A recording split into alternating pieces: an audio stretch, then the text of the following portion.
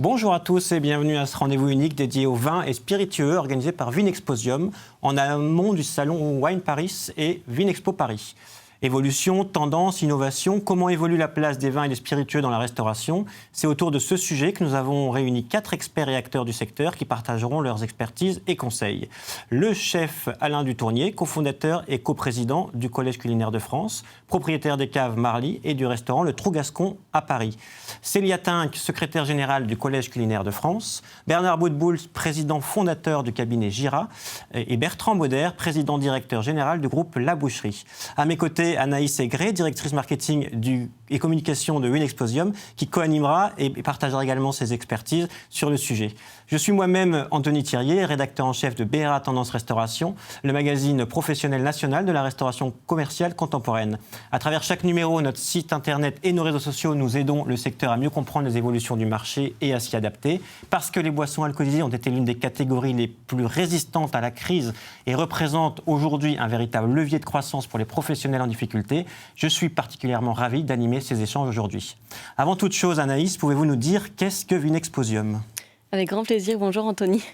Vinexposium est une entreprise française qui est l'union de Vinexpo et du pôle vin de Comexposium, qui est devenue référente aujourd'hui pour les professionnels des vins et spiritueux dans le monde à travers une offre multiple d'événements et puis à travers une offre digitale qui est disponible 365 jours par an. Aujourd'hui, notre événement le plus emblématique est effectivement Wine Paris et Vinexpo Paris qui va se tenir dans moins d'un mois à Paris maintenant puisqu'on ouvre nos portes le 14 février. Cet événement va réunir une offre multiple avec l'offre des régions françaises qui sera pleinement représentée, mais également un accueil des vignobles internationaux.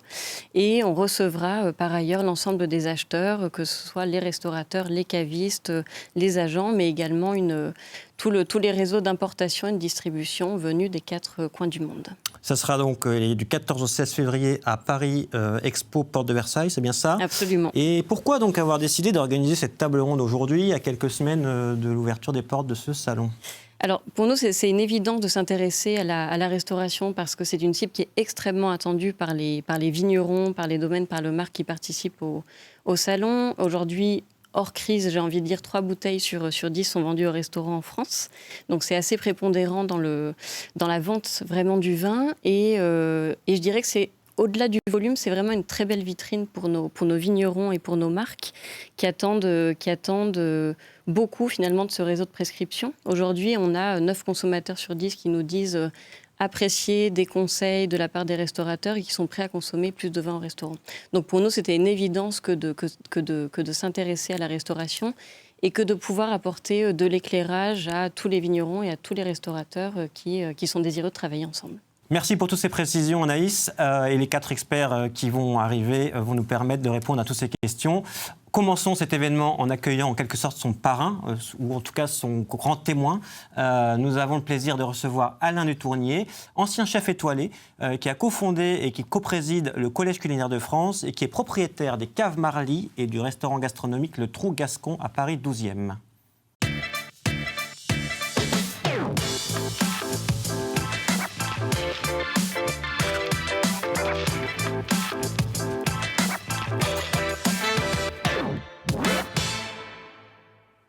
Un grand merci pour votre présence parmi nous aujourd'hui, chef. Pouvez-vous tout d'abord nous rappeler succinctement votre parcours et vos activités aujourd'hui?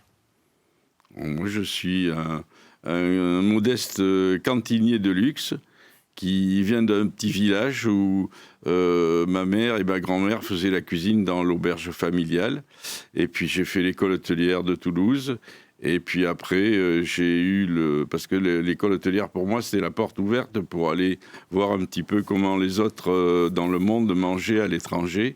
Donc, ça m'a permis d'apprendre des langues étrangères, d'aller visiter et travailler dans des pays lointains, de rencontrer d'autres gens, d'autres mœurs, de m'enrichir. Et un jour, je suis revenu... dans ma mission, c'est être le messager du Sud-Ouest, parce que je suis originaire du Sud-Ouest, donc ouvrir un petit restaurant à Paris. Et voilà, en qualité de messager du Sud-Ouest, c'est d'amener des produits naturels, de qualité. On était dans le bio bien avant l'heure, voilà. Vous aviez eu une étoile avec ce restaurant? Alors, j'ai démarré en 73 et dans la foulée, on a eu au bout d'un an ou deux deux tocs au Goemio, parce que Goemio était très important à l'époque. Et l'étoile Michelin est arrivée en 77. Et la deuxième est arrivée, je crois, 2 ou 3 ans après. Voilà. Et aujourd'hui, vous avez changé d'établissement, c'est ça? Ou de nom, en tout cas? C'est-à-dire que entre-temps, j'ai eu donc un restaurant qui s'appelait le Carré des Feuillants, qui maintenant va être détruit. Donc, je suis en éviction. Et j'ai conservé mon premier restaurant où j'ai démarré, qui est le Trou Gascon, dans le 12e arrondissement, à Daumesnil, et qu'on a au contraire suralimenté avec mon chef qui a travaillé je dis mon chef parce que c'est comme la famille, c'est 30 ans de travail en communauté avec lui, et qui est revenu avec moi au Trou Gascon, et le chef qui avait déjà. Donc on essaie de faire quelque chose de musclé, accessible, et on se fait plaisir. Voilà. Première question, quelles ont été, selon vous, les grandes mutations du secteur de la restauration ces dernières années? Comment vous observez ça avec votre statut et l'expérience que vous avez, les évolutions principales du secteur? Mais je suis toujours surpris de voir le manque d'informations auprès des consommateurs, des jeunes consommateurs, parce que ceux qui ont la chance d'avoir des parents qui leur ont fait manger un peu de cuisine, où maman, elle a tambouillé, ou la tante, ou la grand-mère, mais il y a des jeunes qui n'ont pas eu la chance d'avoir l'éveil. Donc c'est vrai que c'est des proies faciles pour la malnourriture. Plus globalement, comment évolue cet univers-là des vins et des spiritueux dans les CHR? Comment se comportent les restaurateurs, alors avant ou depuis le Covid, mais par rapport à leur offre de vins et de spiritueux, et peut-être comment ils devraient davantage se comporter selon vous? Moi, je pense que le rôle du restaurateur, c'est d'essayer d'apporter au meilleur prix. On ne va pas parler des crus exceptionnels, des vins rarissimes que le monde entier pourchasse, mais en parle beaucoup plus qu'il en boit. Mais je parle des très belles boissons qui existent à des prix très raisonnables dans notre pays. Il y a vraiment même des coopératives qui font des choses extraordinaires. Donc, ce qui serait bon, c'est que les restaurateurs aient quelqu'un, s'ils ne le sont pas eux-mêmes, capable d'expliquer un peu ce que l'on sert à boire et ce que l'on propose. Parce qu'il y a des harmonisations avec les mets, on ne boit pas n'importe quoi avec n'importe quoi. Il y a des mariages qui sont heureux. Alors, je ne dis pas que ça doit être systématique, mais enfin, si vous avez un excellent petit vin blanc, même un merveilleux muscadet, avec un filet de sol, c'est quand même pas une catastrophe, loin de là. Donc je pense qu'il y a de nouveau à infléchir la tendance d'oublier complètement la boisson. La boisson, il vaut mieux boire bien, parce que si on boit bien, on boit peu. Oui. Je suis prêt à le prouver, l'ayant vécu avec des amis. Je viens d'une région quand même où on n'est pas orphelin au niveau de faire la fête. Du côté entre Dax et Bayonne, on connaît. Mais par contre, la fête, c'est occasionnel, c'est pas tous les jours. Et je pense qu'il est important de savoir boire, c'est quelque chose à apprendre, et savoir manger, parce que comme ça, on gère complètement le mariage de la nourriture et de la boisson sans être en train d'ingurgiter des quantités de bouteilles pour rien et qui détruisent la santé, et on n'est pas bien après un repas comme ça. C'est au même titre que la gloutonnerie pour manger de la viande. Je vois pas à quoi ça sert de manger 1 kilo d'entrecôte, pour quoi faire? Ce n'est pas qualitatif. Il vaut mieux en avoir 100 grammes de merveilleuses. Très bonne. Et donc, du coup, côté restaurateur, pour vous, les conseils, c'est d'abord des choix qualitatifs, davantage de conseils? C'est-à-dire que le restaurateur, déjà, il doit s'impliquer pour essayer d'être en relation avec des producteurs de qualité, que ce soit dans la boisson comme dans tout. Et à côté de ça, après ça, essayer de le rencontrer, de le visiter, pour pouvoir transmettre le message à ses employés, à ses clients, pour qu'il y ait vraiment un cordon ombilical entre la production et la consommation. Et c'est ce qu'on a perdu un petit peu avec les grandes distributions et autres de choses anonymes. Et quelque part, il faut revenir à un peu d'humanité et à reprendre en main, parce que je pense que dès que vous expliquez à des jeunes dégustateurs ou buveurs ce qu'il va avoir dans le verre et comment il faut le sentir et comment le ressentir, et avec qui, et avec quoi, avec qui, déjà il y a quelque chose, il y a une réflexion qui s'installe. On ne prend pas le verre et on ne boit pas pour boire. On déguste, on savoure. Et la nourriture, c'est la même chose. Je crois que quand on mange, je ne vais pas faire le procès, mais quand on mange entre ses doigts voracement un burger, je ne peux pas tellement envisager que des gens essaient de penser à la bête qui a été élevée dans telle région, dans telle prairie et de telle race et tout. Je pense que les gens, ils se nourrissent mécaniquement, mais ils n'apprécient pas ce qu'ils mangent. L'origine du produit. Et vous parlez de transmission. Alors, dans la transmission qui peut se faire sur le vin, puisqu'on parle de ça, quel conseil vous donneriez à des vignerons, à des marques qui souhaitent s'implanter et développer leur activité avec les restaurateurs ? Quelle peut être leur contribution pour aider à cette transmission, justement ? Je pense que c'est une relation humaine qui s'instaure entre le restaurateur et le vigneron, mais il faut là-dessus qu'il y ait du respect. Après, il y a toujours le conflit des générations, étant donné qu'un vigneron qui n'est pas connu, qui démarre, qui fait quelque chose de très bien et qui a des restaurateurs fidèles qui lui vendent son vin et tout ça, ça se passe très bien.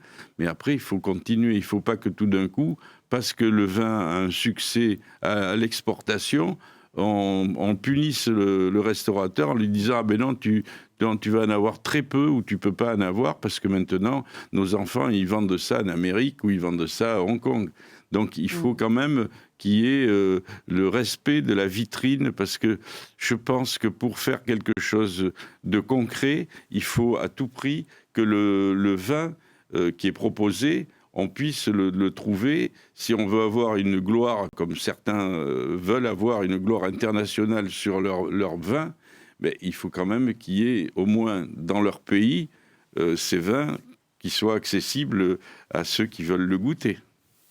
Merci. Une dernière question peut-être concernant les spiritueux qui sont également au cœur des salons Wine Paris et Vinexpo Paris le mois prochain. Les spiritueux, quel est votre conseil à ce sujet ? Je crois que vous parliez de cartes assez explicatives également et peut-être de quantités réduites. Oui, moi je pense qu'on a des trésors en France. Alors je ne vais pas parler des boissons hérétiques, hein. Je n'ai rien contre, mais je ne vais pas vous faire une explication sur le whisky ou sur la vodka. Mais si je vous parle, moi, des grandes boissons issues d'un terroir, on va parler du Calvados, on va parler du cognac, on va parler de l'Armagnac. Bon, je pense que de proposer, il y a des producteurs qui sont passionnés, il y a une génération qui s'est investie pour faire actuellement des produits très respectueux et tout dans ces appellations. Et si vous les proposez en petite, alors que les gens boivent des quantités de vodka, des quantités de boissons très alcoolisées, si vous leur proposez des petites quantités pour la fin d'un repas ou comme ça, mais j'ai toujours proposé par 2 centilitres et par 4 centilitres pour la façon que ce soit accessible au niveau du prix, et 2 centilitres d'un très très bon cognac avec une origine, avec une explication, avec derrière il faut qu'il y ait la tronche du gars qui a fait ce cognac. Et à ce moment-là, ou la dame qui a fait ce Calvados, il faut à tout prix pouvoir le savourer, le goûter, mais il n'y a pas besoin de boire des baquets. Il suffit de 2 centilitres. Moi, je trouve que c'est une très bonne dose d'alcool, 2 centilitres, qui ne nuit pas à la santé et qui apporte beaucoup de plaisir. Merci. Je crois qu'on reviendra sur ces sujets et plusieurs sujets que vous avez évoqués avec les experts qui vont arriver. On vous retrouve à la fin de cette table ronde, de cette émission, pour dresser un petit bilan de tout ça. Merci encore pour votre partage d'expérience et ce petit préambule. Entrons maintenant dans le débat avec nos 4 experts. J'ai d'abord envie de vous faire intervenir et de vous faire réagir sur les propos du chef concernant l'évolution de la restauration et de l'univers des vins et spiritueux ces dernières années.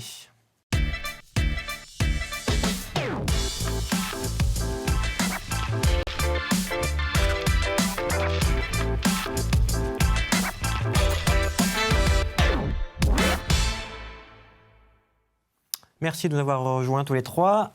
Commençons d'abord peut-être par Bernard Boutboul. Vous êtes président fondateur du cabinet Gira, cabinet d'études, de conseils, de stratégies, d'accompagnement, tout ça auprès des restaurateurs tout au long de l'année.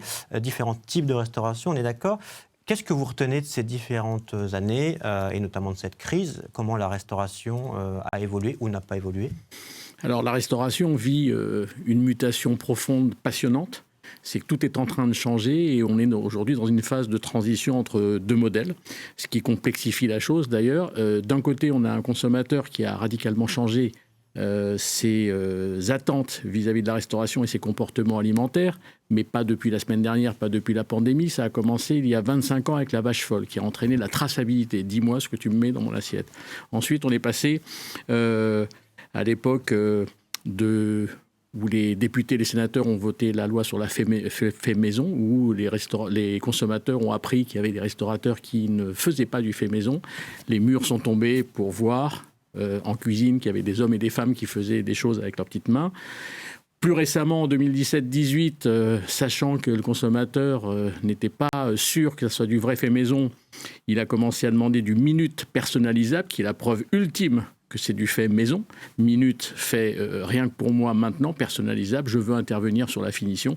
Plus facile d'ailleurs dans le snacking que dans le service à table d'ailleurs. Et là, on est passé en post-pandémie sur une quatrième étape qui est qu'aujourd'hui, le consommateur ne veut plus aller bêtement dans un restaurant. Il veut aller vivre une expérience totale, tridimensionnelle avec le lieu, l'assiette, bien entendu, puisque c'est le job du restaurateur, et le personnel avec qui il est en contact. C'est une expérience qui est très complexe à donner. Ça, c'est le consommateur. Et de l'autre côté, ce qui se passe, c'est que depuis 8 ans, on a des nouvelles générations de restaurateurs qui arrivent.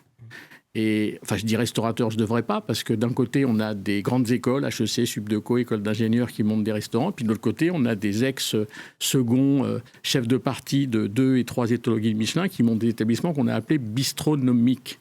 Les deux, vous me direz, quel point commun ont-ils? Ils ont un point commun, c'est qu'ils ont compris tous les deux que le modèle économique ne fonctionnait plus et qu'il fallait revoir les choses. Revoir les choses sur quoi? Sur le coût matière. Ils achètent autrement ailleurs. Frais de personnel, ils rémunèrent autrement, je ne dis pas plus, mais ils rémunèrent autrement. Je pense notamment à certains HEC qui font de la cooptation rémunérée. Ramène-moi des gens et je te donnerai tant tous les mois tant que la personne restera dans l'entreprise. Et le plus grand changement au niveau du modèle économique, ce sont les coûts d'occupation. Ce sont des gens qui ont décidé dès le départ de se mettre, non pas sur des top emplacements, mais sur des emplacements de 2e, 3e, voire 4e catégorie, me disant, mon seuil de rentabilité sera plus bas parce que mon fonds de commerce va être plus bas, mon loyer va être plus bas. Je dis, oui, ok, c'est bien. Au HEC, on vous apprend des trucs super. Mais ils me disent, si on est vraiment très, très bon tous les jours, les gens viendront nous chercher, quel que soit l'endroit où on est. Et ça, c'est une nouvelle approche du modèle économique. De voir la restauration. Voilà. Donc, il est en train de se passer quelque chose entre l'offre et la demande qui est passionnant. C'est un bouleversement complet qui nous fait dire chez Gira, nous sommes obligés aujourd'hui de faire de la restauration autrement. D'accord. Et la boisson, du coup, puisque c'est ce qui nous réunit aujourd'hui. Les vins, les spiritueux, dans tout ça, comment ça évolue au milieu de ces mutations du secteur de la restauration? Quelle est la place des vins et des restaurants et des spiritueux dans les restaurants commerciaux aujourd'hui? Alors, il faut savoir qu'il y a 20-25 ans, les liquides pesaient 30% de l'addition. Aujourd'hui, nous sommes vendus entre 20 et 25% de l'addition sous l'alcool qui a fortement chuté. Alors, le vin a régressé, c'est sûr et certain, mais il a quand même redémarré chez certains il y a quelques années grâce à l'équation amenée par le verre de vin. Je m'explique, plus petit contenant, on est passé du 15 centilitres au 12 centilitres et maintenant, chez certains de nos clients, on a introduit le 7 centilitres. Ça permet aux clients de goûter à 2 vins différents pendant son repas. C'est étonnant parce qu'avant du 15, il n'en prenait pas, maintenant il prend du 2x7. Mais bon, on ferme la parenthèse. Plus de qualité dans ce verre de vin et un peu moins cher parce on tape un peu trop fort en prix de vente sur ces verres de vin. 2, il y a des nouveaux moments de consommation dans la restauration qui entraînent l'alcool. Je pense notamment à l'afterwork, qui est en train de partir très très fort depuis 5-6 ans, où là, il y a des verres de vin, encore une fois, mais aussi de la bière. qui accompagnent des planches, des mezzés, des traits partage.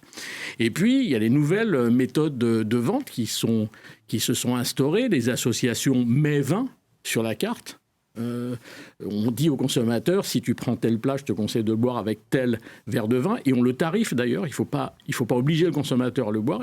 Et à chaque fois qu'on fait ça, le plat s'envole, parce que le consommateur dit c'est le rôle du restaurateur de nous conseiller sur le verre de vin que je dois prendre avec tel plat qu'il nous propose.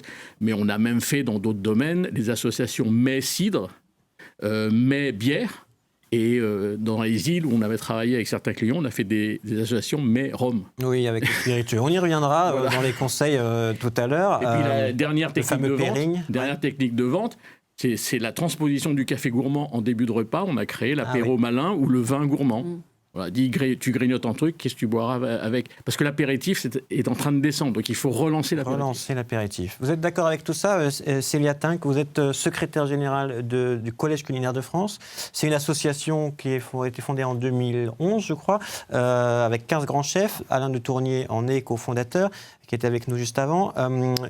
Quel est l'objectif de cette association et est-ce que vous êtes d'accord avec ce qui vient d'être dit ? Non, je suis d'accord effectivement à ce qui vient d'être dit à l'instant et aussi par Alain Dutournier. C'est vrai que le collège culinaire a été créé par 15 chefs de renom, mais aujourd'hui c'est surtout 3000 restaurants, producteurs, artisans à travers toute la France, parmi les producteurs artisans des vignerons, mais aussi des artisans qui font des spiritueux, des brasseurs. Ce qui réunit tous ces acteurs, c'est vraiment d'essayer. Et le combat du Collège culinaire de France, c'est de montrer finalement que l'artisanat est une vraie alternative à l'industrialisation de l'alimentation, de la restauration et de la manière de produire. Voilà. Donc tous ces artisans sont réunis pour montrer qu'il existe un modèle économique pour vivre correctement de cette diversité artisanale. C'est-à-dire que l'industrie essaye d'homogénéiser, un artisan, lui, essaye de se diversifier, et il y a autant de modèles qu'il existe d'artisans. Il n'y a pas une façon de bien faire. Et ça se trouve autant donc, dans l'assiette que dans les boissons également. Le lien avec les producteurs de vin et les distributeurs de spiritueux. Nous, ce qu'on essaye d'expliquer, c'est vraiment que le restaurant, finalement, pour le Collège culinaire de France, au-delà d'un lieu physique, commercial avec une identité, où le client est accueilli, servi par des professionnels de l'hospitalité et où les produits sont transformés, un restaurant de qualité, au-delà de ça, il est vraiment au cœur d'une chaîne qui est constituée des producteurs, des cuisiniers, des équipes en salle et du client. Et tout ça, ça conjugue à la fois des savoir-faire, parce qu'on met beaucoup derrière le mot artisan, mais aussi un savoir-être.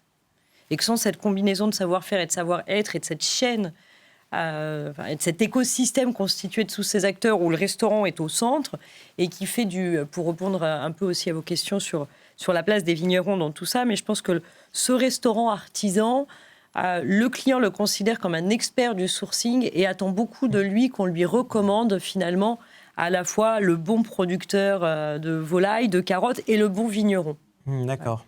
Et comment vous voyez, avec tous les professionnels que vous avez autour de vous, évoluer justement cette place des vins et des spiritueux, la même question qu'à Bernard, dans cet univers de la restauration en pleine mutation, est-ce que la place prend une autre ampleur ? Est-ce que les restaurateurs travaillent autrement ces produits ? Oui, alors les chiffres, on a les mêmes, ça tombe bien. Ouais, très bien. On est raccord sur nos chiffres. Nous, on avait fait une petite étude supplémentaire pour comprendre quelle relation aujourd'hui les clients en France avaient avec leur restaurant et l'écosystème de leur restaurant. Et on avait posé une question, et 51% des Français sont sensibles pour faire un choix dans un restaurant à la carte des boissons.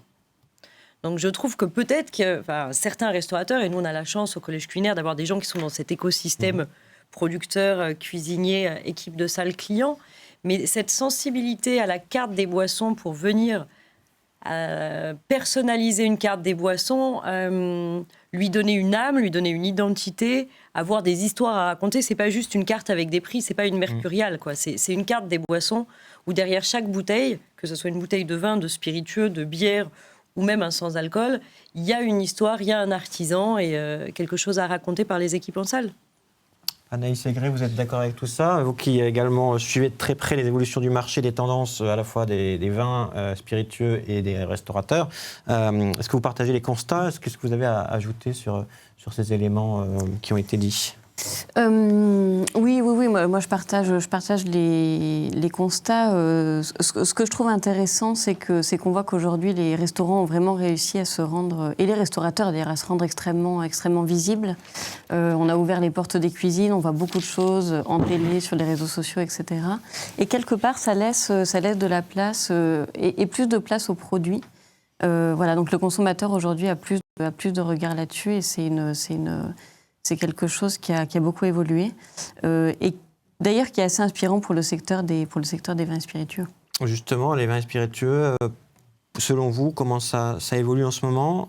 Qu'est-ce que vous voyez comme tendance émerger dans, par exemple, la préparation du salon actuellement? Est-ce que vous avez un peu des choses qui... Sur la consommation? Sur les spiritueux, sur les vins, sur les grandes tendances actuelles, oui. Est-ce que les cocktails, par exemple, s'imposent dans la restauration? On voit pas mal de choses. Alors, dans la restauration, ce qu'on voit, c'est qu'il y a clairement, et encore plus après la crise, une attente de qualité. Je crois que tous les consommateurs, tous chez nous, on s'est retrouvés... à cuisiner, à acheter, à essayer de sourcer des bons produits, à être très attentif, à passer du temps à ça. Donc il y a une vraie attente de qualité. La premiumisation, y compris sur les spiritueux? Sur les produits en général, je dirais les vins, les spiritueux, et puis les produits qui sont utilisés en général dans les restaurants. Je pense qu'il y a une deuxième attente qui est devenue extrêmement forte, qui est la qualité de l'expérience et du temps, du moment qu'on va passer au restaurant. Aujourd'hui, on a pour l'instant encore peu de moments fonctionnels, j'ai envie de dire, au restaurant. On a moins de déjeuner d'affaires, on a moins de déjeuner le midi, puisqu'on est un petit peu plus en télétravail. Et donc, le fait d'aller au restaurant, finalement, impose, je dirais presque aux restaurateurs, de nous faire passer un bon moment. Donc, c'est assez exigeant. Et c'est vrai que dans les vins et spiritueux, ça se traduit par avoir cette capacité de sourcer, d'expliquer, de proposer des vins qui ont une histoire... Et quelque chose d'assez particulier à raconter, parce que ça fait partie de cette expérience. On en parlait tout à l'heure, il y a ce qu'on a dans l'assiette, évidemment le lieu qui nous accueille, la qualité du service, et puis les produits qu'on consomme et qu'on déguste. Merci à tous les trois. On va voir si tout ça est confirmé ou non par un autre grand témoin qui est parmi nous, restaurateur de pas moins de 200 établissements en France, dont 150 La Boucherie. Donc le groupe La Boucherie, c'est La Boucherie, Bistrot du Boucher, Assiette au Bœuf, Poivre Rouge.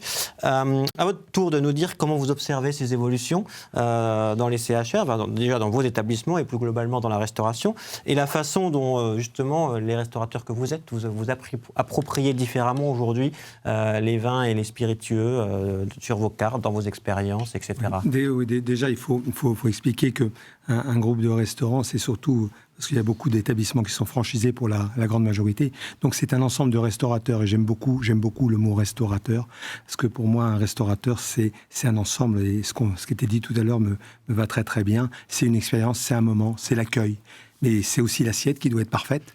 Voilà. Alors nous, comme on est une structure relativement très organisée et qu'on a une offre qui est la même dans chaque établissement, eh ben on va avoir encore plus d'exigences, ce qui est normal, puisque chaque produit qui va être sélectionné va être vendu en grande quantité. Alors c'est à la fois un avantage et à la fois un inconvénient. Un avantage parce que, et notamment puisqu'on va plus parler des produits de vin et de spiritueux et de beaucoup de vin à la boucherie, on tisse des relations depuis de longue date avec les gens qui travaillent avec nous pour le vin. Les gens qui travaillent avec nous pour le vin, principalement des viticulteurs, mais aussi parfois des caves coopératives.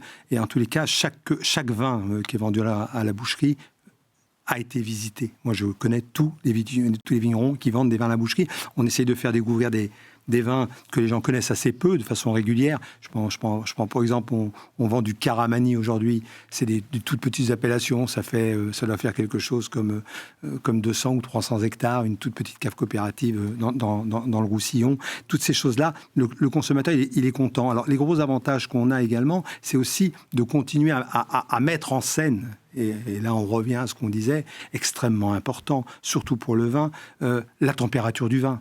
Dans nos établissements, j'ai des caves à vin, ça fait une vingtaine d'années. Aujourd'hui, on a même fait des caves où on invite les gens à aller rentrer dans la cave.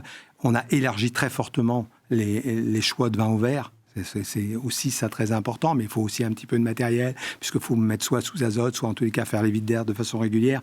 Gros avantage, c'est que les personnes peuvent boire un rosé, l'autre un vin rouge ou un vin blanc. On voit des évolutions dans la vente de vin, donc une montée en gamme qui est aussi sensible.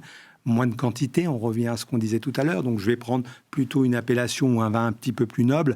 Et puis, à la place de prendre 25 centilitres, je vais en prendre 12,5, mais je vais pouvoir mettre un peu plus cher. Donc, la vente de vin au verre nous a fait monter très fortement le niveau de bouteilles moyennes. Parce que quand on vend une bouteille au verre, on vend des bouteilles jusqu'à 30 €, équivalent de 30 € sur nos tables. Alors que quand on vendait à la bouteille, les bouteilles au-delà de 20 € étaient plus difficiles. 20-25 €, c'était un peu des plafonds qui sont en train de bouger, hein.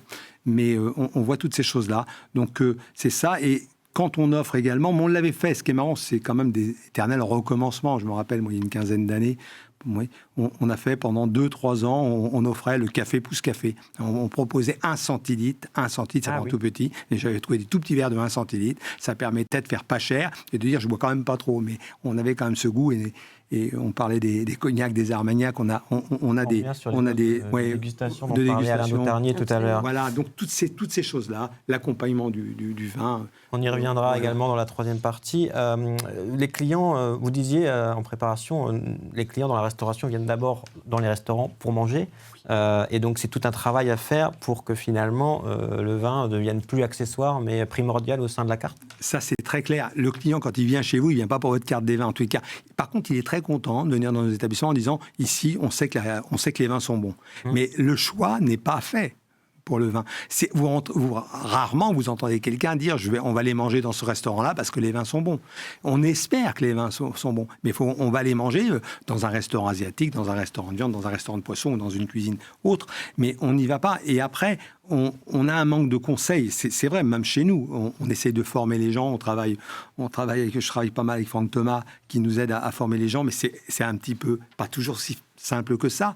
Donc, je pense que dans la présentation de la carte aussi, depuis déjà très très longtemps chez nous, on met un tout petit texte qui est très faible sur un vin. Mais pour un consommateur lambda, vous avez quelqu'un qui veut un vin léger ou un vin fouetté ou un vin charpenté, il est un petit peu perdu. Il a une liste. Je vais boire un Faugère. Est-ce que c'est léger? Est-ce que c'est pas léger? Je vais boire un vin de Loire dans sa tête. Ça va surtout être léger. Et quand vous prenez un Anjou Village, vous avez quelque chose de très charpenté. Et donc, il faut expliquer. Et je pense qu'il y a un manque. Moi, je trouve que beaucoup de restaurateurs ont un manque d'explication des vins sur leur carte. C'est un petit peu dommage. Et puis aussi, la qualité de la présentation, c'est des petits détails. On essaie de signer nos verres de vin. On voit déjà arriver des pistes de stratégie. On y reviendra tout à l'heure.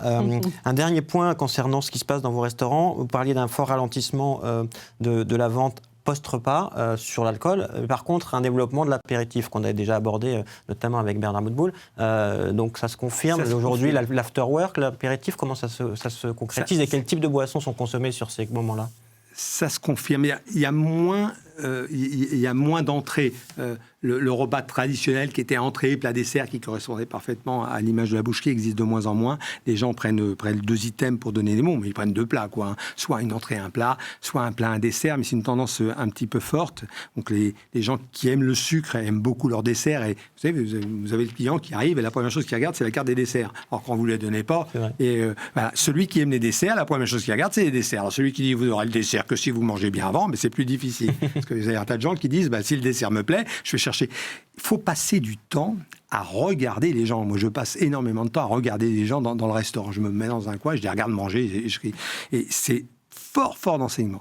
Alors, l'apéritif, et c'est bien ce qui est dit, c'est que ça devient cette planchette, ce plat à partager remplace l'entrée de plus en plus. Donc, il est assez facile, si on fait bien notre travail, de dire est-ce que vous ne désirez pas boire quelque chose pour commencer? C'est un apéritif, c'est une bière, c'est un verre de vin. Et on commande un verre de vin, et après, avec un accompagnement de quelque chose, et après, on revient voir le client en disant vous avez choisi. C'est pas toujours bien fait, ce serait mentir, mais c'est notre façon de travailler, notre formation qui est faite. Elle marche plutôt bien, plutôt le soir que le midi et le week-end. C'est pas tout à fait le même client au même moment. Par contre, la vente de digestifs est quelque chose d'extrêmement difficile. Dans nos restaurants, on vend du digestif, on vend de la vieille prune de Souillac, dont je suis depuis maintenant 25 ou 30 ans le plus gros client, depuis longtemps. On vend ça dans des grands magnums, mais on en vend, je pense, 10 fois moins que ce que je vendais quand j'avais 2 ou 3 restaurants. Puisque les clients, malheureusement, ne prennent très, très, très peu de digestifs. Et je pense qu'on pourrait revenir en offrant et également revenir sur des centilitrages plus petits. Bertrand, j'en profite, vous parlez de spiritueux et de digestifs. Alors, qu'est-ce qu'il en est du cocktail ? On entend beaucoup parler des spiritueux, du boom du gin, le rhum se premiumise un peu partout. Les cocktails ont l'air de fleurir dans pas mal d'établissements. Est-ce que vous le voyez chez vous ? Est-ce que c'est une vraie demande ? On le voit aussi, c'est assez drôle parce que les Virgin Cocktails marchent aussi. Hein, c'est pas inintéressant pour le restaurateur. Il a une TVA à 10%, il faut lui la rappeler. Et les produits lui coûtent un peu moins cher, mais c'est une réalité. Et on voit également, bon, là, il y a la mixologie qui arrive, on met des nouveaux termes, c'est assez intéressant. Mais c'est quand même une tendance de découvrir quelque chose de différent. Et là, on n'a pas vu beaucoup de tequila arriver, mais ça risque de revenir, ou des alcools d'autres régions. Il y aura peut-être des alcools africains que je ne connais pas, qui arriveront peut-être un jour sur les tables. Mais en tout cas, il y a une volonté de dire j'en ai bu, j'en ai vu, j'en ai goûté. Et tous les nouveaux produits, notamment en gin, qu'on voit se développer fortement. Il y a eu la mode du rhum, maintenant il y a la mode du gin. Et ça plaît beaucoup. Ça, c'est une certitude. Ouais, donc il y a une vraie recherche de nouveautés, de découvertes. En tous les cas, oui, le client aime beaucoup qu'on lui parle de ces nouveautés. Et ça se développe même chez la boucherie, les cocktails aujourd'hui. Oui, il y a une offre cocktail. Alors, ils essayent, bien sûr. Alors, on essaye également de remettre on a mis des pastis ardouins à certains moments, des lillet à certains moments. Mais c'est des produits qui viennent. Mais si on ne les met pas en avant, ils se calment assez vite. Mais ils sont contents de nouveautés. C'est des produits qui peuvent rester 1 an, 2 ans sur les cartes. Bon, il y a une très forte mode aujourd'hui de tout ce qui est Spritz. Et il y aura, à mon avis, des nouveautés, parce que Spritz, c'est un mélange de vin pétillant. Pourquoi pas français, plutôt que d'aller chercher que de l'autre côté des Alpes. Et puis, on a tous les alcools. On peut mettre des vermouths, on peut mettre des amers, on peut mettre des suzes avec des spirits. On peut tout imaginer. Ils ne sont pas forcément que rouges, quoi. On l'a compris, l'alcool, les spiritueux reprennent un peu surface, y compris dans les chaînes de restauration. Voilà. Et notamment, vous avez la chance d'être souvent à côté d'hôtels, qui fait que les gens n'ont pas besoin forcément de reprendre la route. Merci pour ce bel état des lieux qui permet déjà à chacun de bien comprendre les évolutions du secteur et les nouveaux enjeux. Et maintenant, si on essayait de trouver ensemble et de définir des solutions concrètes pour les restaurateurs avec donc les conseils à suivre. Merci.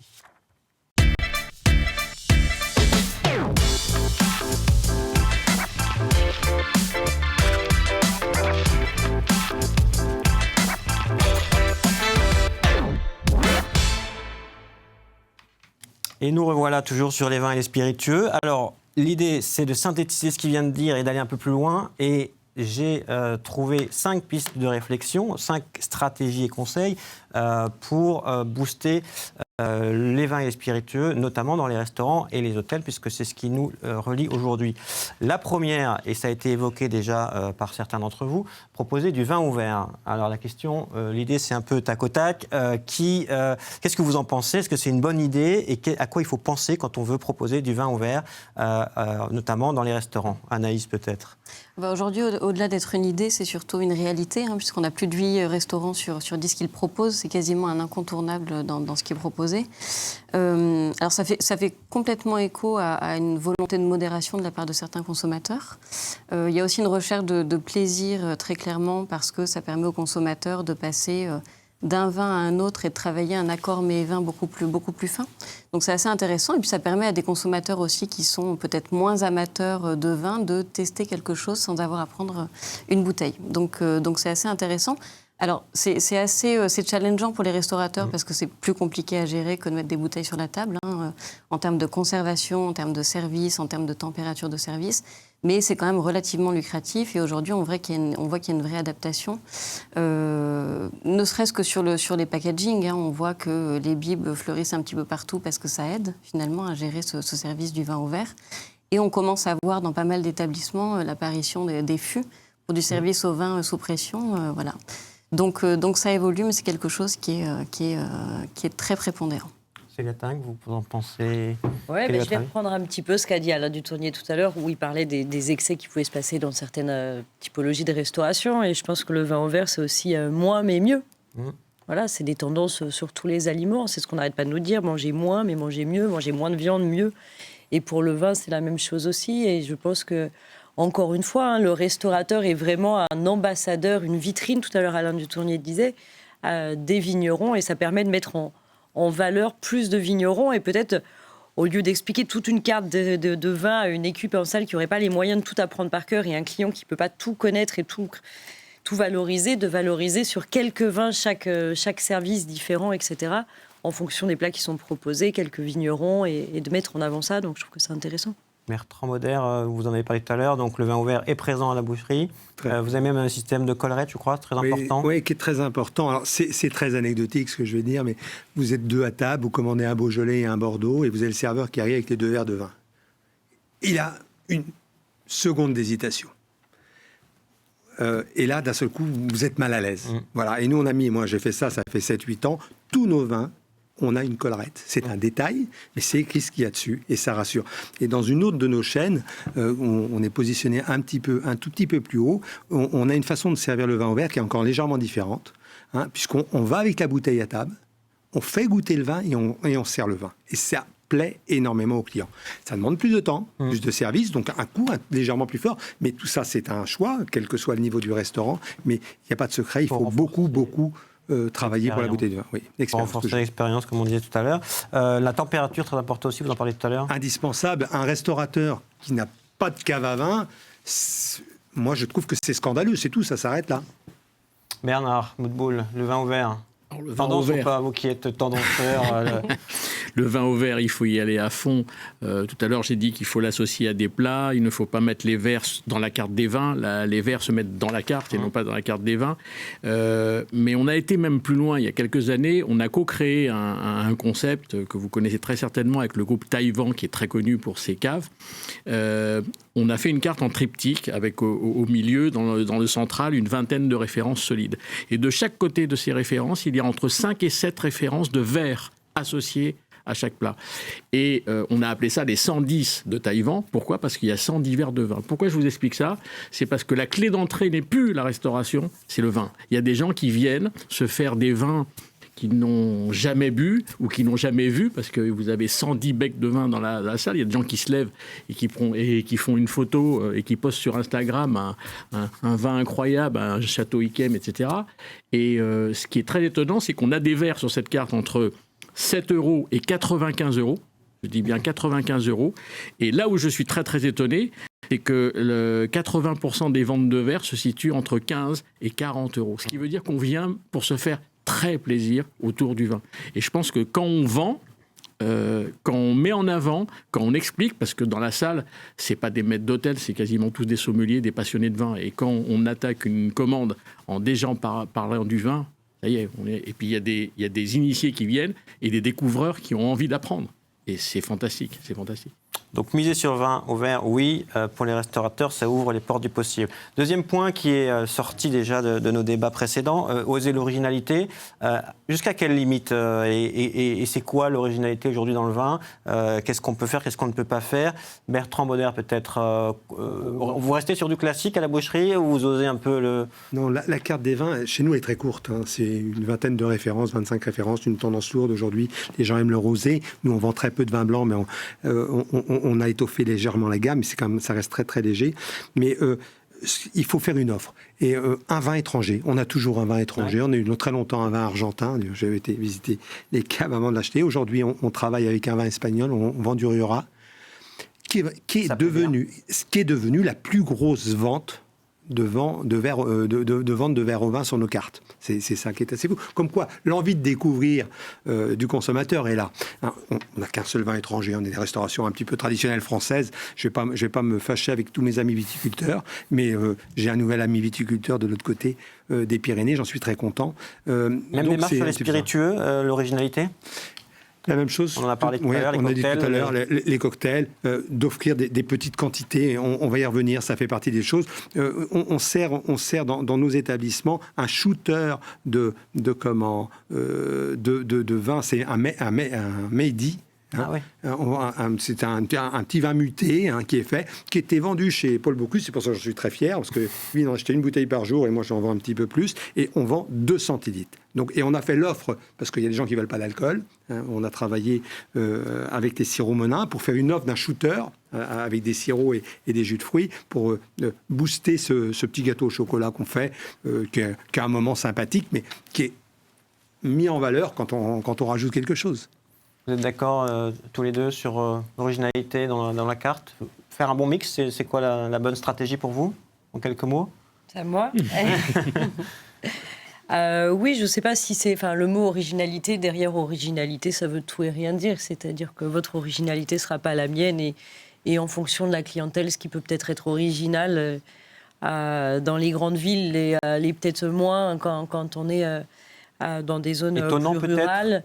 Ne pas hésiter à étonner le client Oui, mais le client peut être étonné sur beaucoup de choses, justement, aussi. sur des cépages différents, sur des accords différents. On voit de plus en plus... Bernard parlait tout à l'heure de pairing qu'on pouvait mettre, et dans ces cas-là, mettre dans la carte... je pense à un restaurant, Anne de Bretagne, qui, par exemple...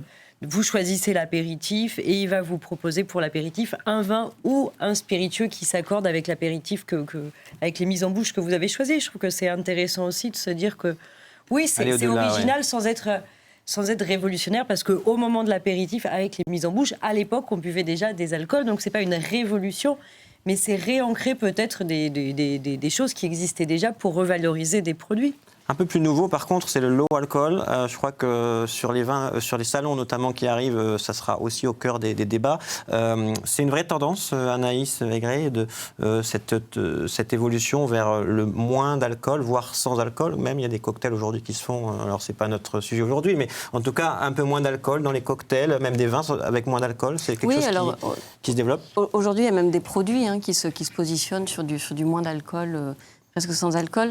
Particulièrement sur les segments spiritueux, bière, voilà. Sur le vin, c'est quelque chose sur lequel il y a beaucoup de recherches. Il n'y a pas encore aujourd'hui une consommation complètement affolante, mais il y a beaucoup de recherches, donc ça va être intéressant de voir ce que ça donne. Maintenant, c'est un terrain de jeu intéressant parce que c'est un terrain de jeu sur la boisson. Ça permet d'aller, pour un restaurateur comme pour n'importe qui, d'aller sur... vraiment à la rencontre de nouveaux publics, de gens qui n'entreront pas sur la boisson par un spiritueux ou par un vin, mais qui vont entrer par un alcool un petit peu plus léger. C'est une nouveauté, donc ça intéresse toujours. Donc c'est clairement quelque chose qui existe, maintenant qui n'est pas encore dominant, mais qui s'accroît. Une tendance à suivre. Ouais. Troisième point intéressant et stratégie intéressante à suivre pour les restaurateurs, miser sur la traçabilité. On l'a beaucoup dit également en préambule. La transparence, voire la régionalisation, c'est un autre point fort, notamment Célia Tinck, où vous travaillez sur ça également avec le Collège culinaire de France, aller chercher dans les régions de France, dans les terroirs, des produits qui jusque-là étaient un peu oubliés peut-être Je ne sais pas s'il faut parler d'oublier et tout de suite essayer de segmenter, mais cette notion de transparence, je crois que Bernard en parlait tout à l'heure, tout au début, c'est quelque chose qui est de plus en plus attendu, de plus en plus recherché par les clients, les consommateurs. Les gens font très attention à ce qu'ils consomment, ou de plus en plus attention à ce qu'ils consomment chez eux. Et je pense que le restaurateur a aussi cette capacité, justement, à être transparent, Encore une fois, je vous disais, le restaurateur, c'est un expert du sourcing, c'est une vitrine pour ses vignerons, pour ses cidriers, pour ses brasseurs, pour les boissons, les artisans aussi qui font du sans-alcool. Pareil, je pense qu'il y a une vraie notion de transparence, d'expérience à expliquer dans la création de sa carte des boissons artisanales de manière générale, des vins, mais aussi de tout ce qui va à côté pour être cohérent et en accord. Et c'est vrai qu'on parlait du gin qu'on voit exploser, mais pourquoi ? Mais tout simplement parce que chaque région peut personnaliser son gin de façon assez facile, puisque c'est plusieurs plantes qui entrent dans la composition de cette boisson. Donc on va retrouver un gin, je sais pas moi, de Charente-Maritime à base d'algues, on va retrouver un gin de Provence à base d'huile d'olive et un gin dans le Languedoc-Roussillon à base d'agrumes. Et c'est aussi cette diversité, et c'est ça aussi que j'appelle de la régionalisation. Et ça ne veut pas dire qu'on ne peut pas boire un gin du Languedoc-Roussillon à Paris, ça ne voudrait rien dire. Mais au moins, il a une typicité, il a une histoire, il a souvent un artisan derrière. dont on peut raconter l'histoire et que la personne peut retrouver ensuite. C'est ce que les clients aiment au restaurant. Donc, on revient sur la notion d'étonnement ou en tout cas d'expérience un peu atypique. Complètement. Puis je pense qu'il faut qu'on se Nouvelle remette saveur. à vendre le vin. Il y a une chose qui est incroyable dans les restaurants, c'est qu'on vous sort cette phrase qui est catastrophique, et avec ça, vous boirez quoi? J'ai même entendu, avec ça, vous boirez quoi? Et la personne fait elle-même la réponse, une carafe d'eau pour l'interrogation. Comment voulez-vous qu'on vende du vin dans ces conditions? Moi, je pense qu'il faut vendre le vin, c'est-à-dire qu'il faut suggérer, comme d'ailleurs on le fait dans la restauration pour les plats, pour les entrées, les gens qui viennent avec une ardoise et qui vous font des suggestions. Il doit y avoir quelqu'un, peut-être pas la même personne, qui vienne en disant, par rapport à ce que vous avez pris, je vous suggère plutôt de boire ça avec cela. Et si on ne sait pas le faire, et ben là on fait du pairing sur la carte et on fait de l'association. Mais aujourd'hui, on ne vend pas les liquides. Et on a le même problème avec les desserts. En fin de repas, on vous dit, est-ce que vous voulez la carte des desserts? Non, on ne dit pas à un client, est-ce que vous voulez la carte des desserts? Il y a des restaurants à qui on a fait maintenant arriver avec un joli plateau avec 5-6 pâtisseries en disant, et vous terminerez votre repas avec quoi? S'il y en a un qui craque, tout le monde y va. On ne dit pas à un client, est-ce que vous voulez la carte des desserts? La plupart du temps, c'est non.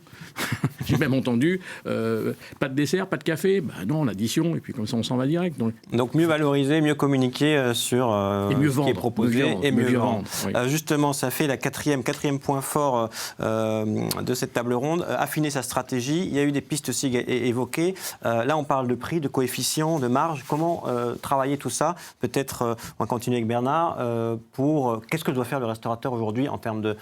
il y a différentes stratégies, tout le monde a sa stratégie, mais certains disent qu'il ne faut pas faire de marge, certains disent qu'il faut y aller au contraire, c'est sur l'alcool qu'on fait la marge. Voilà, donc... La plupart du temps, on rencontre des coefficients encore, mais je ne comprends pas trop les coefficients. Moi, j'aime bien ce qu'on avait mis en place il y a très très très longtemps dans le groupe Accor avec les grands vins Mercure, où on avait appliqué une technique qui est très très simple, c'est la technique des marges inversées. On prend des grandes marges sur les petits vins, des petites marges sur les grands, ce qui a comme objectif de réduire l'ouverture de gamme prix.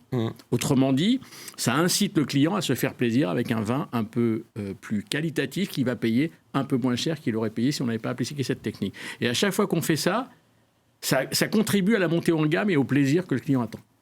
Vous êtes d'accord, Célia Tinck, sur le côté stratégique? Qu'est-ce que vous pensez? Je pense que c'est important, en effet. Et je dirais que ce qui est important, ce qui existe aujourd'hui et qui n'existait pas il y a peut-être quelques années, c'était cette capacité du client à aller au restaurant aussi avec son téléphone portable et à pouvoir voir combien coûte le vin. Donc, même si on explique au client qu'effectivement, il y a un modèle économique dans le restaurant et qu'il est normal que le restaurateur paye aussi son loyer, ses équipes, etc. Je pense qu'il faut faire aussi attention à ça. Et cette transparence et cette pédagogie qu'on doit avoir sur comment on choisit un vin, elle doit être aussi sur la tarification. Et l'évolution des restaurants tels qu'on a abordé en introduction, notamment vers ces lieux hybrides où on a à la fois du restaurant, de l'épicerie, du click and collect, du vin. Tout ça, ça influe comment sur ces stratégies de coefficients, de marge? Je ne sais pas qui peut répondre là-dessus. Et notamment, en quoi la digitalisation de la restauration et du secteur du vin et des spiritueux peut influencer sur les stratégies prix et marge des restaurateurs? Je pense qu'aujourd'hui, on voit dans la mutation que j'expliquais tout au début, une arrivée d'un certain nombre d'établissements que moi j'appelle des lieux de vie expérientiels.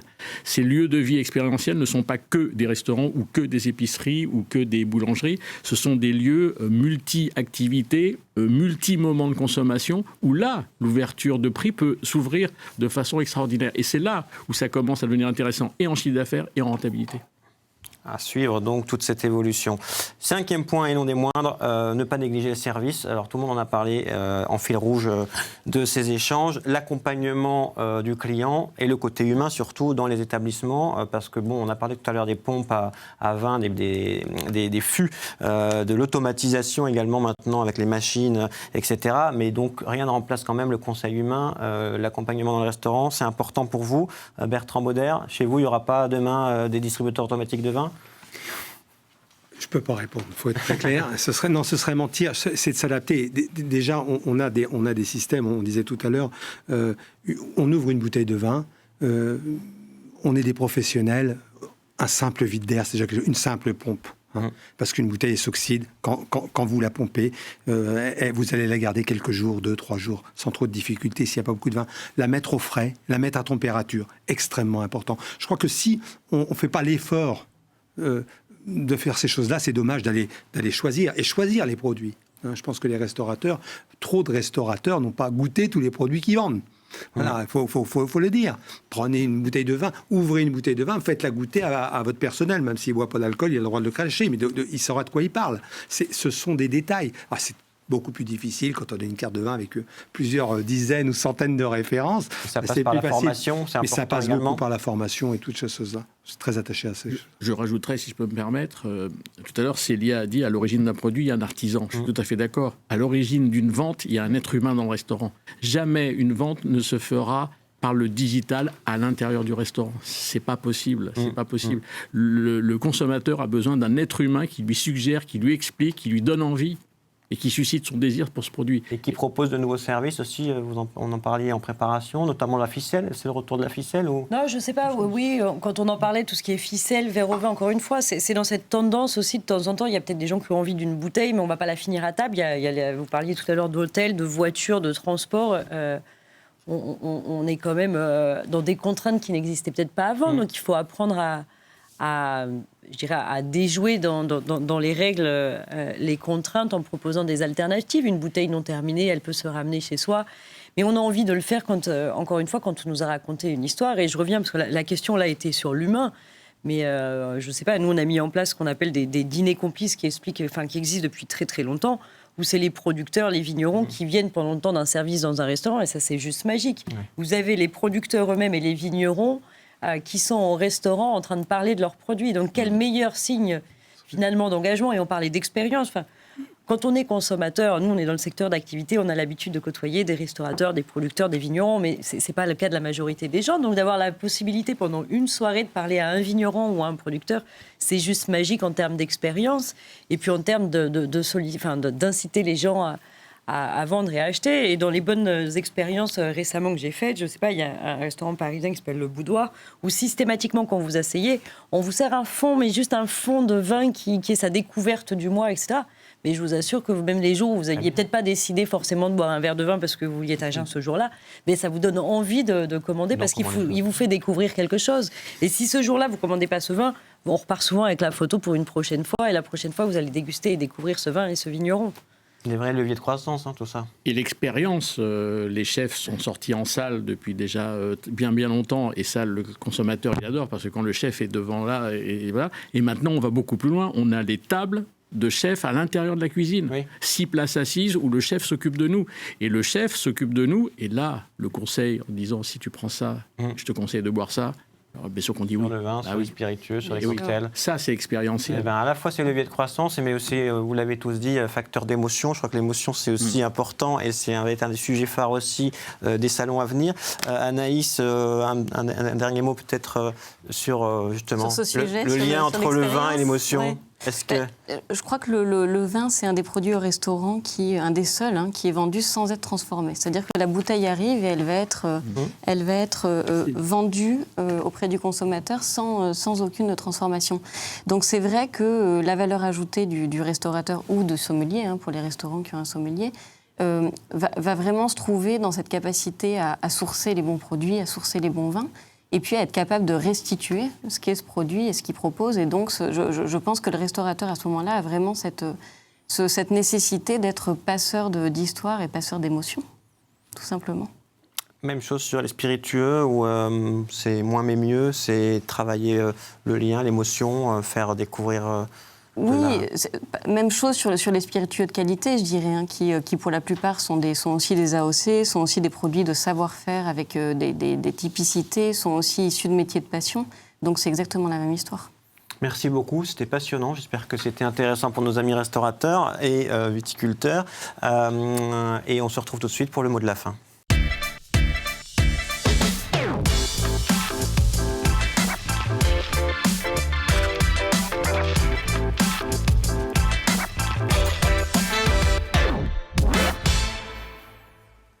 Et cette table ronde prend fin. Voilà pour un petit mot de conclusion avec Alain Dutournier. Merci d'être à nouveau parmi nous. Avant toute chose, Anaïs Aigret, en quoi Wine Paris et Vinexpo Paris, qui se tiendra en février, donc dans quelques semaines, permettra-t-il aux visiteurs de s'inspirer sur tous les sujets qu'on vient d'aborder ensemble ?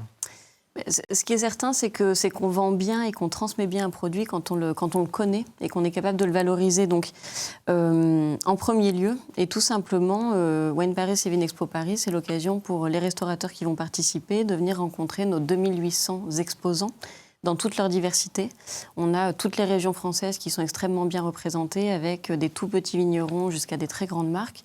Et puis, on a aussi une offre internationale de près de 32 pays. Donc, c'est vraiment l'occasion de venir rencontrer tous ces professionnels en direct et s'inspirer de leurs histoires, de leurs produits, de leurs spécificités. Et puis, ce qui est certain, c'est qu'on a aussi un objectif de partager un maximum de bonnes pratiques, d'enseignement, de connaissances. Donc, on a beaucoup de sessions de masterclass auxquelles les restaurateurs vont pouvoir participer pour monter en expertise, déguster des produits. Donc ça va être extrêmement important. Et puis, on développe aussi des sessions qui sont vraiment dédiées à la restauration. Et notamment, on va accueillir la sommellerie, la grande sommellerie, j'ai envie de dire, sur le salon, avec des sessions animées par des meilleurs sommeliers du monde, des meilleurs sommeliers de France. Donc ça, c'est toujours intéressant parce que c'est très inspirant de les entendre parler, présenter les produits et faire cette pédagogie, finalement, du vin. Et puis, on aura également 3 duos chefs et sommeliers de prestige qui vont venir nous expliquer comment ils travaillent, comment ils sourcent, comment ils vendent, quels sont leurs tips finalement pour faire de l'expérience du vin au restaurant quelque chose d'exceptionnel. Donc on aura par exemple le duo Xavier Tuisa et Boris Campanella du Crillon, du restaurant L'Écrin. On aura également Florent Martin qui a été meilleur sommelier de France en 2020 et David Bizet du Péninsula. Et puis on aura le plaisir d'accueillir du restaurant La Seine Mathias Ménard et Stéphanie Lequelec qui viendront nous expliquer comment ils travaillent. Très bien, et donc pas mal de choses finalement dédiées au CHR à différents moments du salon pendant 3 jours, avec différents acteurs et des grands noms de la restauration, de la gastronomie. C'est très intéressant. Je crois que vous faites également, vous lancez dans quelques jours, me semble-t-il, le OFF. Qu'est-ce que c'est que le OFF? Et donc, apparemment, vous avez réussi à réunir 65 restaurants parisiens, 17 bars, c'est pas mal, mais qu'est-ce qu'on va y faire? Qu'est-ce qui va se passer? Alors le OFF, c'est effectivement, donc ça va être notre 2e édition, c'est quelque chose qu'on a lancé en 2020, c'est une sélection de restaurants qui se fait vraiment au prisme du vin. Donc on s'intéresse à des restaurants qui travaillent particulièrement le vin, pour lesquels c'est quelque chose d'important dans leur activité et qui ont des propositions surtout assez originales et d'excellence. Le principe, c'est finalement la sélection se fait sur des critères d'avoir une cuisine de qualité, bien sûr, une carte des vins extrêmement qualitative aussi, et puis d'avoir une expérience à la fois dans le service du vin et dans l'établissement qui soit intéressante. Voilà. Le principe qu'on a pris pour faire plaisir quand même à tout le monde, c'est d'être assez éclectique dans le choix des établissements. Donc on va vraiment de la cave à manger très simple mais très qualitative jusqu'à des restaurants étoilés pour proposer vraiment, je dirais, la diversité des établissements parisiens. Et puis on est également divers dans le positionnement, dans la localisation des restaurants, puisqu'on en a dans tous les arrondissements de Paris. Donc ça, l'objectif, c'est de favoriser la fréquentation, d'attirer de nouveaux clients, de les aider un peu à faire savoir ce qu'ils font. Oui, il y a plusieurs objectifs en fait dans ce OFF. Il a vraiment vocation à vivre sur plusieurs années. Donc chaque année, on va avoir un nouveau millésime, une nouvelle sélection qui va en plus très certainement s'étoffer. On a plusieurs objectifs. Un, c'est bien sûr de favoriser la fréquentation de ces établissements et de valoriser tout le travail qui est fait par ces chefs, par ces sommeliers sur le vin. Le deuxième, c'est bien entendu d'offrir à tous les professionnels qui vont être présents sur notre événement à Paris du 14 au 16 février finalement une sélection de restaurants qui leur proposent du vin de la meilleure des manières. Ils viennent du monde entier, donc c'est toujours intéressant de découvrir Paris à ce prisme-là. Et puis l'idée sur le plus long terme, c'est de faire connaître ces lieux et de favoriser vraiment la consommation de vin au restaurant de manière qualitative pour un public certainement aussi plus large. Voilà, mais ça prendra encore un petit peu de temps. Vous aidez à raconter une belle histoire, en tout cas entre les vins et les restaurants, à travers les salons, à travers ce off. Merci beaucoup. J'imagine que tout ça, ça vous plaît beaucoup. Alain Dutournier, la mise en avant de ces vins, donc en introduction, vous le disiez, c'est important, ou c'est aussi dans vos racines et dans votre... Oui, je pense que le restaurant doit être le lieu où on défend l'authenticité des produits, que ce soit les produits alimentaires, que ce soit les vins. Mais il faut aussi défendre la traçabilité, et à partir du moment où les restaurateurs sont très liés avec les producteurs, je pense que le cheminement est très bien pour le client qui peut s'enrichir et poser des questions. Et on doit lui expliquer, on doit favoriser complètement cette initiation parce que malheureusement, tout le monde n'a pas le temps d'être érudit sur tous les vignobles français, qui ne serait-ce que les vins français, c'est déjà très complexe et très, très difficile. Donc c'est toujours bien que quelqu'un soit un peu l'avocat de ces vignerons. Donc je trouve l'idée est très belle. Oui. Et qu'est-ce que vous retenez finalement de tous ces échanges qu'on vient d'entendre? Vous êtes d'accord avec tout ce qui a été dit par les experts sur le service au vin, l'originalité? Oui, la proposition. Faire un choix très éclectique avec des verres de vin pour pouvoir goûter tout en consommant sans être obligé de vider des bouteilles. Je pense que c'est un confort qui est actuellement nécessaire pour justement retrouver des harmonisations. Chacun a son goût, il y a des échanges. On peut goûter tel plat avec tel mets, avec tel vin. C'est vraiment aussi la liberté dans un restaurant de goûter des vins, de goûter des mets, d'échanger. C'est pour ça que je m'insurge un petit peu avec une certaine restauration. Je comprends très bien qu'on aille dans un très très grand restaurant pour manger un menu découverte les yeux fermés, parce qu'on peut faire confiance. Mais je comprends qu'on aille aussi dans un restaurant très modeste où il y a un menu unique parce que c'est tout à fait dans la logique des choses. Mais j'admets beaucoup moins les endroits où le chef se prend pour un dieu et il se moque éperdument du vin. Lui, ce qui compte, il a décidé le matin qu'il ferait un menu et il veut que tout le monde mange comme lui, il a décidé. La fameuse carte blanche. Voilà, le menu blanc pour moi est un peu agaçant parce que je voudrais qu'on conserve à nos restaurants le côté espace de liberté et qu'on ait la liberté de choisir et que l'on ne soit pas en train de vivre un moment sous la contrainte d'un élément qui, lui, a décidé pour nous. Personne n'a décidé pour l'autre, on peut choisir. C'est fait partie justement de ce beau moment du restaurant d'être libre. C'est un beau mot, une belle idée de terminer cette table ronde sur la liberté en ces temps surtout assez difficiles pour tout le monde. La liberté, eh bien, merci beaucoup Alain Dutournier, merci à tous les participants qui étaient là. C'était passionnant à relire en replay et à partager sans modération. N'hésitez pas à nous suivre en tout cas sur notre site internet et nos réseaux BRA Tendance Restauration et puis à visiter les salons. Un petit dernier rappel. Merci à tous et on vous attend avec impatience à Paris du 14 au 16 février et on dévoile le offre dans quelques jours. Donc vous retrouverez une sélection de 65 restaurants et 17 bars. Alors tous à la porte de Versailles. Tous à la porte de Versailles en février.